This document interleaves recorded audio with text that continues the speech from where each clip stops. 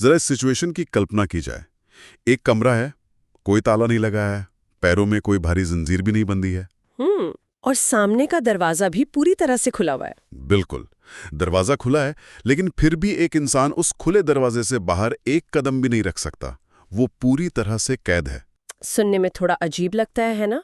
मतलब खुला दरवाजा और कैद। हाँ, क्योंकि हम अक्सर सोचते हैं कि किसी इंसान की आज़ादी तो बस देश की सरकार या पुलिस ही छीन सकती है। राइट। और हमारे भारत के संविधान का आर्टिकल 19 और आर्टिकल 21, ये दोनों वो मजबूत पिलर्स हैं जो फ्रीडम ऑफ मूवमेंट की गारंटी देते हैं। मतलब देश में कहीं भी आज़ादी से घूमने फिरने का अधिकार। एग्जैक्टली। और पर्सनल लिबर्टी यानी व्यक्तिगत स्वतंत्रता भी। एक आज़ाद समाज में सांस लेने का मतलब ही यही है कि कोई भी नागरिक अपनी मर्जी से बिना किसी खौफ के कहीं भी आ जा सके। और जब स्टेट या राज्य किसी नागरिक की आज़ादी गलत तरीके से छीनता है तो संविधान एक ढाल बनकर खड़ा हो जाता है। लेकिन एक बहुत बड़ा सवाल यहाँ पैदा होता है। हो क्या हो जब कोई पड़ोसी, कोई मकान मालिक या सड़क पर चलने वाला कोई अनजान व्यक्ति ही अचानक एक ऐसी अदृश्य दीवार खड़ी कर दे जिसे पार न किया जा सके। पॉइंट है, जब कोई आम इंसान किसी दूसरे इंसान के अधिकारों का हनन करता है तो वहां सिर्फ संविधान से काम नहीं चलता। बिल्कुल नहीं चलता। और यहीं पर क्रिमिनल लॉ यानी आपराधिक कानून की असली अहमियत सामने आती है ना?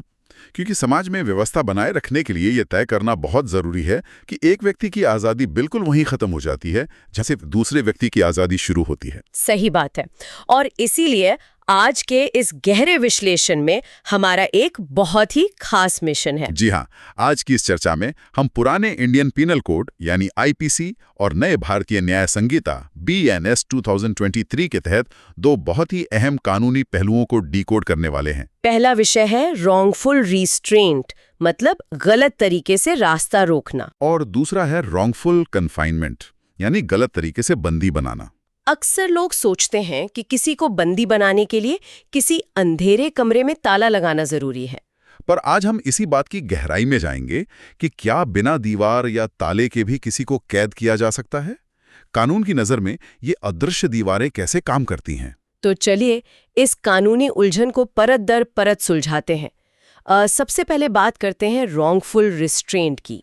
इसे समझने के लिए ना एक विजुअल एनालॉजी लेते हैं। जैसे कि एक मेंटल पिक्चर। हाँ, इसे रिस्ट्रेंट इन अ लाइन यानी एक सीधी रेखा में रुकावट के रूप में देखा जा सकता है। अच्छा, मतलब अगर कोई व्यक्ति एक रास्ते पर आगे जाना चाहता है और उस रास्ते पर जाने का उसके पास पूरा कानूनी अधिकार भी है, और कोई दूसरा व्यक्ति उसे ठीक उसी दिशा में आगे जाने से रोक देता है, तो ये रॉन्गफुल रिस्ट्रेंट है। ओके, तो ध्यान देने वाली बात यह है कि उस इंसान के लिए आगे का रास्ता बंद कर दिया गया है। बिल्कुल, लेकिन पीछे लौटने या दाएं बाएं जाने का विकल्प अभी भी खुला है। आई सी, मतलब आजादी पूरी तरह से नहीं छिनती बल्कि बस एक खास दिशा में छिन जाती है। एग्जैक्टली। नए कानून BNS सेक्शन 126 और पुराने IPC सेक्शन 339 में इसे बहुत ही बारीकी से डिफाइन किया गया है। तो कानून क्या कहता है इसके बारे में? कानून कहता है कि जब कोई व्यक्ति जानबूझकर किसी अन्य व्यक्ति को उस दिशा में जाने से रोकता है जिधर जाने का उसे कानूनी अधिकार है, तो वो रॉन्गफुल रिस्ट्रेंट है। यहाँ ये जानबूझकर शब्द बहुत इंपॉर्टेंट लग रहा है। बहुत ज्यादा। ये कोई आम शब्द नहीं है, ये कानून की आत्मा है। क्रिमिनल लॉ में मेंस रिया यानी आपराधिक नियत का होना सबसे जरूरी शर्त होती है। मतलब अगर बाजार की भीड़ में गलती से या अनजाने में किसी का रास्ता रुक जाए या धक्का लग जाए तो वो अपराध नहीं है। बिल्कुल नहीं। अपराध तब बनता है जब किसी को रोकने का इरादा पूरी तरह से स्पष्ट हो और जानबूझकर किया गया हो। इसे एक आम जिंदगी के उदाहरण से समझना शायद ज्यादा आसान होगा। हाँ, मान लेते हैं कि चित्रा नाम की एक महिला एक पब्लिक रोड पर जा रही है। ओके। और एक नागरिक होने के नाते उस सार्वजनिक सड़क पर चलने का पूरा अधिकार उसके पास है। तभी राजेश नाम का एक व्यक्ति आता है और बिना किसी भी कानूनी अधिकार के जानबूझकर चित्रा की ठीक सामने खड़ा हो जाता है। वो उसे आगे नहीं जाने देता। अब इस स्थिति में चित्रा पीछे मुड़कर वापस घर जा सकती है या किसी दूसरी गली से निकल सकती है। राइट। लेकिन राजेश ने उसके आगे जाने का यानी राइट टू प्रोसीड का जो रास्ता रोका है वही कानूनी भाषा में रॉन्गफुल रिस्ट्रेंट कहलाता है। लेकिन कानून अंधा नहीं होता, वो हर स्थिति के पीछे की वजहों को भी देखता है ना। बिल्कुल देखता है। इसलिए यहाँ एक बहुत ही तार्किक अपवाद या एक्सेप्शन भी दिया गया है। वो एक्सेप्शन क्या है? अगर किसी व्यक्ति को गुड फेथ यानी पूरी सद्भावना और ईमानदारी से ये लगता है कि वो रास्ता प्राइवेट है या उस जमीन पर उसका अपना कानूनी अधिकार है, तो उसका रास्ता रोकना रॉन्गफुल रिस्ट्रेन नहीं माना जाएगा। एग्जैक्टली। यानी अगर राजेश को सच में ये विश्वास था कि वो सड़क उसकी निजी संपत्ति है और उसने बिना किसी आपराधिक नियत के चित्रा को रोका, तो कानून उसे बचाव देगा। ऐसा इसलिए किया गया होगा ताकि जमीन और प्रॉपर्टी के सामान्य दीवानी विवाद सिविल डिस्प्यूट्स तुरंत क्रिमिनल केस न बन जाए। सही पकड़ा। इस कंसेप्ट को गहराई से समझने के लिए कुछ बहुत ही अहम केस लॉज पर नजर डालना जरूरी है। हाँ, क्योंकि सिर्फ किताबी परिभाषाओं से कानून नहीं चलता। कानून चलता है अदालत के कमरों में हुए वास्तविक फैसलों से। एक बहुत ही मशहूर मामला है मडाला पेरिया वर्सेस वरगुंटी चंद्रैया का। आहा, इस मामले की कहानी क्या थी? कहानी कुछ यूं है कि एक गांव में एक कुआं था जिस पर दो लोगों का साझा या जॉइंट अधिकार था। दोनों को उस कुएं का पानी इस्तेमाल करने का हक था। ओके। लेकिन आरोपी ने एक दिन दुर्भावना से भरकर शिकायतकर्ता को कुएं तक जाने से रोक दिया, और सिर्फ इंसान को ही नहीं बल्कि उसके बैलों को भी उस रास्ते पर जाने से रोक दिया गया। हाँ, जब ये मामला कोर्ट में पहुंचा तो अदालत ने बहुत ही स्पष्ट शब्दों में कहा कि चूंकि शिकायतकर्ता का उस कुएं तक जाने का पूरा कानूनी अधिकार था और आरोपी ने उस अधिकार में जानबूझकर बिना किसी सद्भावना के बाधा डाली। एग्जैक्टली। इसलिए ये रॉन्गफुल रिस्ट्रेंट का एक क्लासिक मामला है। मतलब रास्ता रोकने का मतलब सिर्फ पक्की सड़क पर रोकना नहीं है, जीवन जीने के लिए जरूरी संसाधनों तक पहुंचने से रोकना भी इसी श्रेणी में आता है। बिल्कुल। इसी तरह का एक और केस है जो शहरों की रोजमर्रा की जिंदगी से जुड़ा है। कौन सा case? Shobha Rani versus the king. ये मामला किराएदार और मकान मालिक के बीच के एक विवाद का था। ये तो बहुत आम बात है। अक्सर देखा जाता है कि मकान मालिक किराएदार को परेशान करने के लिए छोटी छोटी चीजों पर पाबंदी लगा देते हैं। वही हुआ था।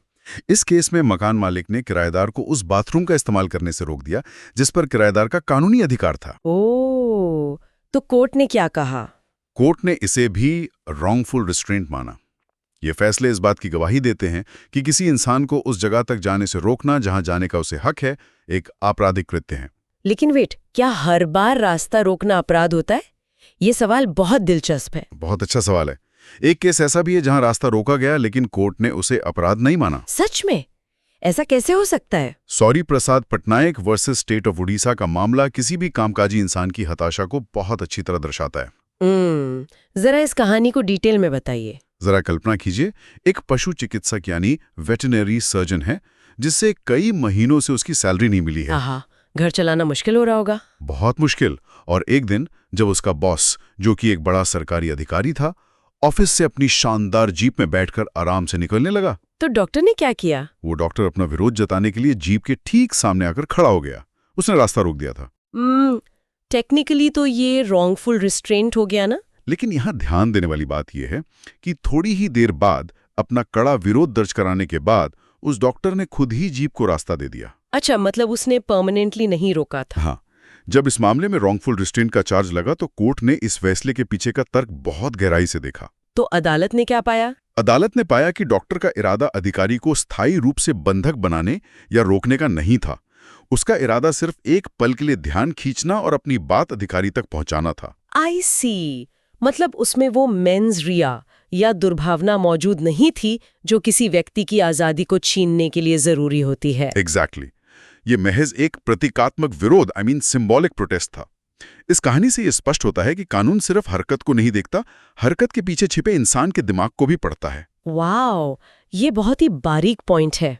अब इस पूरी चर्चा से एक बहुत ही वाजिब सवाल जहन में उठ सकता है। वो क्या? क्या इस अपराध को साबित करने के लिए मारपिटाई, धक्का मुक्की यानी असॉल्ट या शारीरिक मौजूदगी जरूरी है? क्या बिना किसी को छुए या बिना उसके सामने खड़े हुए भी रास्ता रोका जा सकता है? इसका जवाब बहुत ही चौंकाने वाला है। शारीरिक बल या मौजूदगी बिल्कुल भी जरूरी नहीं है। सच में? बिना सामने खड़े हुए कैसे? महज शब्दों से, धमकियों से या किसी खतरनाक चीज को रास्ते में रखकर भी रास्ता रोका जा सकता है। अच्छा, कोई उदाहरण? मान लीजिए अगर कोई व्यक्ति दूर से चिल्लाकर कहता है कि अगर इस रास्ते पर एक कदम भी आगे बढ़ाया तो मैं अपने खूंखार कुत्ते पीछे छोड़ दूंगा। ओह, तो यहाँ कोई शारीरिक बल नहीं लगाया गया? बिल्कुल, लेकिन जो खौफ पैदा किया गया उसने एक अदृश्य दीवार खड़ी कर दी और उस इंसान का रास्ता रोक दिया। और कानून की नजरों हैं ये भी रॉन्गफुल रिस्ट्रेंट है। 100%। अब अगर सजा की बात की जाए तो पहले आईपीसी 341 में इसके लिए 1 महीने की जेल या 500 रुपए जुर्माने का प्रावधान था, और नए कानून में नए बीएनएस सेक्शन 126 सबसेक्शन 2 में सजा तो वही 1 महीने की जेल है, लेकिन जुर्माना बढ़ाकर 5,000 रुपए कर दिया गया है। 500 से सीधा 5,000। हाँ, और ये एक कॉग्निजेबल यानी संज्ञेय और बेलेबल यानी जमानती अपराध है। जुर्माने की रकम 500 से 5,000 होना कोई मामूली बदलाव नहीं है। बिल्कुल, ये दिखाता है कि 1860 के जमाने के 500 रुपए की कीमत आज के समय में कितनी बदल गई है ना? कानून को समय के साथ खुद को अपडेट करना ही पड़ता है। सही बात है। लेकिन कानून सिर्फ ये नहीं देखता कि कोई इंसान आगे जा सकता है या नहीं। हाँ, असली खौफ और बेबसी तब पैदा होती है जब पीछे मुड़ने का रास्ता भी बंद हो जाए। मतलब जब एक लाइन मुड़कर एक घेरा बन जाए। एग्जैक्टली।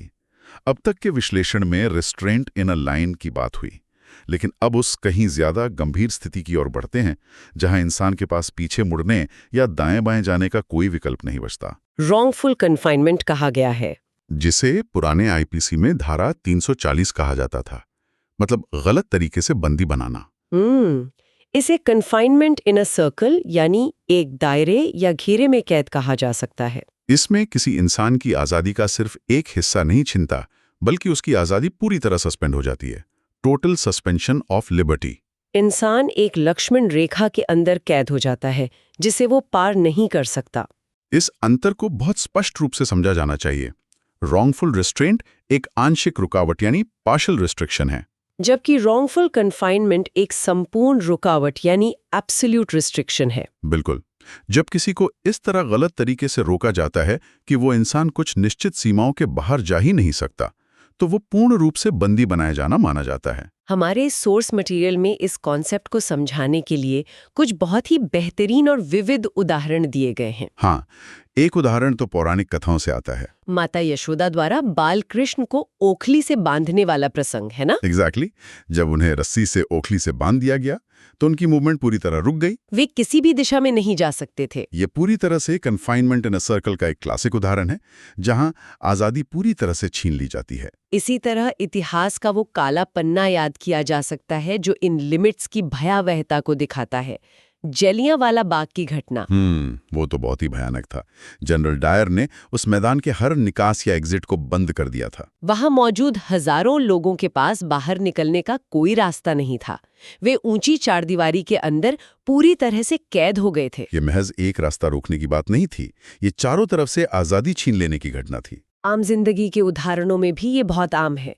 मान लिया जाए कि राधिका ने किसी विवाद के चलते अनामिका को एक कमरे में भेजा और बाहर से दरवाजे पर ताला लगा दिया। अनामिका अब उस कमरे की चारदीवारी से बाहर नहीं आ सकते। ये सीधा सीधा रॉन्गफुल कन्फाइनमेंट है। लेकिन बात यहीं खत्म नहीं होती। और क्या हो सकता है? बॉलीवुड की मशहूर फिल्म शोले का वो आइकॉनिक सीन याद किया जाए, जहां गब्बर सिंह हथियारों के दम पर वीरू को इमारत से बाहर निकलने पर गोली मारने की धमकी देता है। अरे वाह, क्या उदाहरण है। वहां कोई ताला नहीं लगा है, वीरू के पैर किसी रस्सी से नहीं बंधे हैं, बाहर जाने का दरवाजा भी पूरी तरह खुला है। लेकिन फिर भी वो उस जगह पर कैद है। ऐसा क्यों? क्योंकि बंदी बनाने के लिए हमेशा भौतिक ताले चाबी यानी फिजिकल रिस्ट्रिक्शंस की जरूरत नहीं होती। डर की दीवार ईंट की दीवार से कहीं ज्यादा मजबूत होती है। गब्बर वाले उदाहरण में जो बंदूकें तानी गई थी, उन्होंने एक मनोवैज्ञानिक ताला लगा दिया था। बिल्कुल।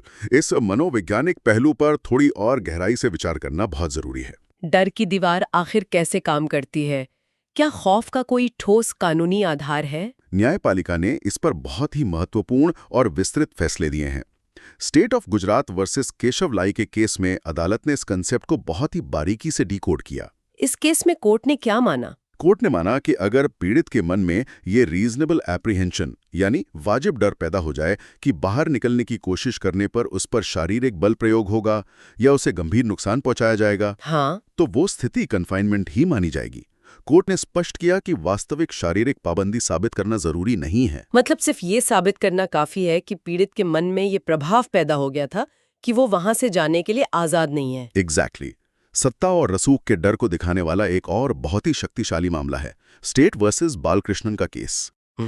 इस केस की कहानी तो किसी भी आम इंसान की रूह कंपा सकते हैं। सच में। एक शिकायतकर्ता को पुलिस स्टेशन में बिठाकर रखा गया। जब ये मामला कोर्ट में गया तो पुलिस का तर्क बड़ा ही सीधा था। पुलिस ने कहा कि हमने दरवाजे पर कोई ताला थोड़ी लगाया था। वो इंसान तो जब चाहे अपनी मर्जी से उठ के जा सकता था। लेकिन अदालत ने पुलिस के इस सतही तर्क को सिरे से खारिज कर दिया। अदालत का विश्लेषण बहुत गहरा था।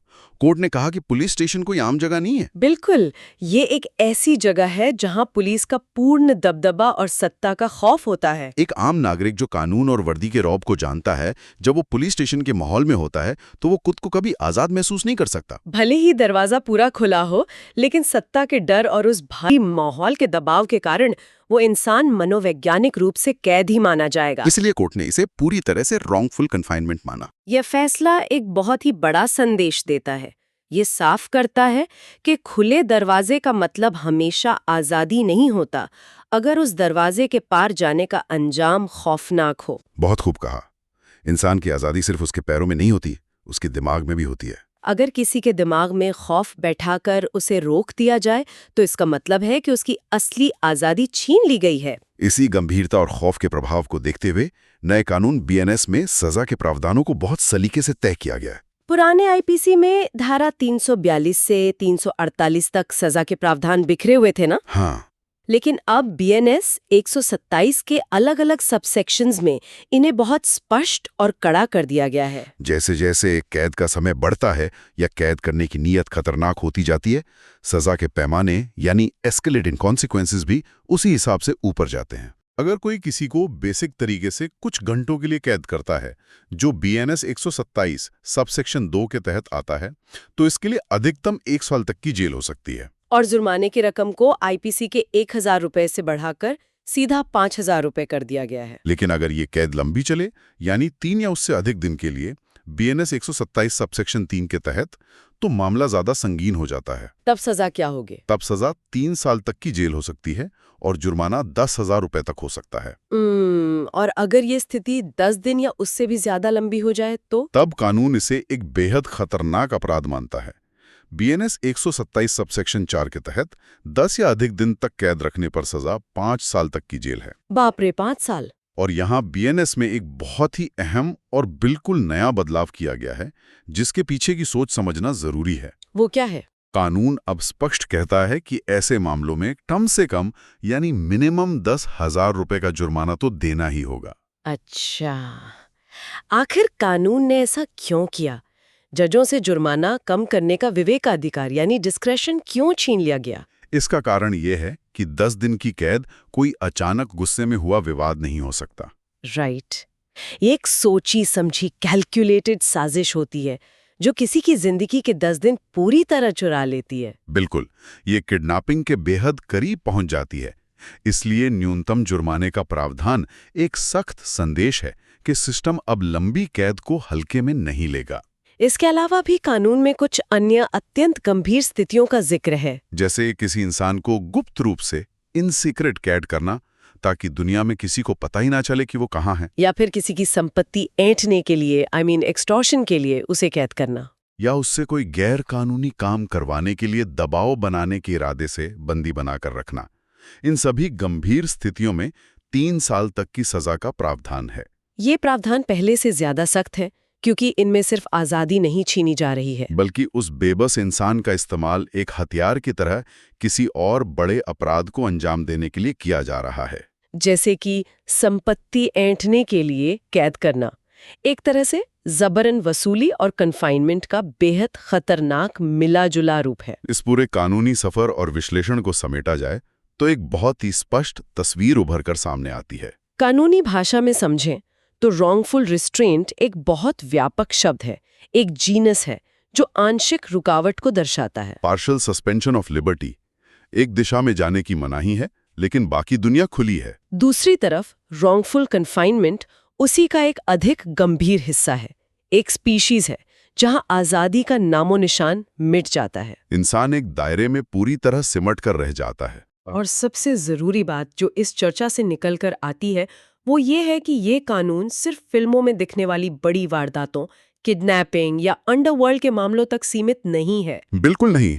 ये समाज की आम रोजमर्रा की जिंदगी से गहराई से जुड़ा है। ऑफिस में किसी बॉस का अपने एम्प्लॉय को दरवाजा बंद करके जबरदस्ती रोक लेना, या किराए के मकान में किसी दबंग मकान मालिक का पानी बिजली का रास्ता बंद कर देना। या किसी घरेलू विवाद में किसी इंसान को एक कमरे से बाहर ना निकलने देना, ये सब इसी आपराधिक कानून के दायरे में आते हैं। एक सभ्य समाज में हर नागरिक के मौलिक अधिकारों की रक्षा की जानी चाहिए, चाहे वो अधिकार छीनने वाला कोई ताकतवर स्टेट हो या फिर समाज का ही कोई आम इंसान। आज की ये चर्चा वाकई कई बंद दरवाजों को खोलने वाली रही। आजादी का असली मतलब क्या होता है और उसे छीनने के कानूनी अंजाम कितने सख्त हो सकते हैं, ये पूरी गहराई से सामने आया है।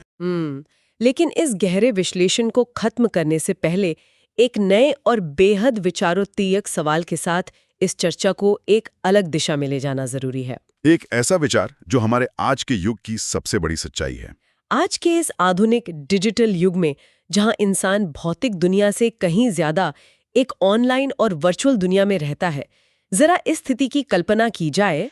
अगर कोई इंसान किसी दूसरे इंसान का डिजिटल एक्सेस पूरी तरह ब्लॉक कर दे, उसे उसी के डिवाइस, उसी के बैंक अकाउंट और उसी के डिजिटल अस्तित्व से बाहर कर दे, या फिर ग्लोबल पोजीशनिंग सिस्टम यानी जीपीएस और स्मार्ट वॉच के जरिए किसी इंसान की हर एक मूवमेंट को इस कदर मॉनिटर किया जाए कि वो इंसान खौफ के मारे अपने घर से कहीं बाहर जा ही ना सके। इस स्थिति में देखा जाए तो पैरों में कोई जंजीर नहीं बंधी है, घर का कोई भी दरवाजा बंद नहीं है, रास्ते भी सारे खुले हैं। लेकिन एक डिजिटल डर ने उस इंसान को पूरी तरह से कैद कर लिया है।